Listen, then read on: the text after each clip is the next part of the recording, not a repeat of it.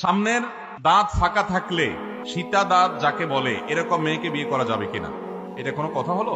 আপনি কোন মেয়েকে বিয়ে করবেন না করবেন তার দাঁত কি থাকবে না থাকবে, দাঁত না থাকলেও তো বিয়ে করা যাবে, আর ফাঁকা তো পরের কথা। দাঁত নাই তারেও যদি আপনার বিয়ে করতে আপনার রুচি কুলায়, আপনার অসুবিধা না হয়, আপনি সবর করতে পারেন, আলহামদুলিল্লাহ, এটা যাবে। অতএব দাঁত ফাঁকা আছে না ফাঁকা বন্ধ আছে এটা কোনো কথা নেই। দেখুন, সমস্ত এই জাতীয় মাসালগুলো সব মেয়েদেরকে নিয়ে করা হয়। এই প্রশ্ন তো কোনোদিন পাইলাম না আজ পর্যন্ত যে হুজুর কোন ছেলের যদি দাঁত ফাঁকা হয় তার কাছে মেয়ে বিয়ে দেওয়া যাবে কিনা, এই প্রশ্ন আসে না কেন? সকল ফতোয়াবাজি ভুল ফতোয়া সব কাদের উপরে প্রয়োগ হয় দেশে? মহিলাদের উপরে, আর এগুলো হুজুরদের উপরে, ইমাম সাহেবদের উপরে। প্রশ্ন করে যে ইমাম সাহেব বিয়ে করে নাই, তাহলে ইমাম পিছনে নামাজ পড়া জায়েজ আছে কিনা? তো আমার প্রশ্ন হলো, মুক্তাদি যে বিয়ে করে না তার নামাজ হয় কিনা? এর যদি নামাজ হয় তাহলে ইমাম সাহেবের দোষ কি?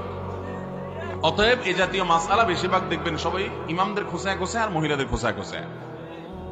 ফরজ গোসল হওয়া অবস্থায় গোসল না করে মহিলারা ঘরের কাজ করতে পারবে কিনা প্রশ্ন দেয়। এই প্রশ্ন কেন দেন না যে গোসল ফরজ হওয়ার পর পুরুষরা তারা কাজ কাম করতে পারবে কিনা, এটা তো প্রশ্ন দেন না।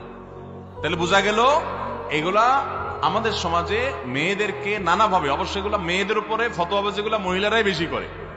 বৌমার উপরে ফতোয়াবাজি করে শাশুড়ি, ঠিক না? ঠিক, পুরুষরা এগুলো বেশি একটা করে না। অতএব সমস্ত কুসংস্কার আমাদের দূর করতে হবে।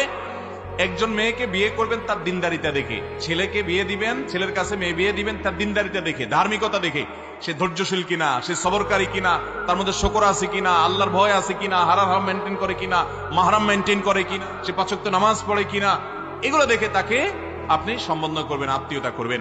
দাঁত ফাঁকা আছে কি না আছে এটার সাথে সুখের সম্পর্ক নাই। কত ফিটফাট দাঁতালা মহিলা বিয়ে করে কত মানুষ দৌড়ের উপরে আছে না নাই? অতএব দাঁত ফিটফাট থাকলে যে আপনি সুখী হয়ে যাবেন এমন কোনো কথা নাই। অতএব দেখবেন হলো সে মানুষটা দিনদার কিনা, আল্লাহ ভীরু কিনা, ধার্মিক কিনা, নামাজি কালামি কিনা, পর্দানসীন কিনা, ধৈর্যশীলা কিনা, সবরকারী কিনা, লোভী না এরকম মানুষ কিনা সেটা দেখবেন।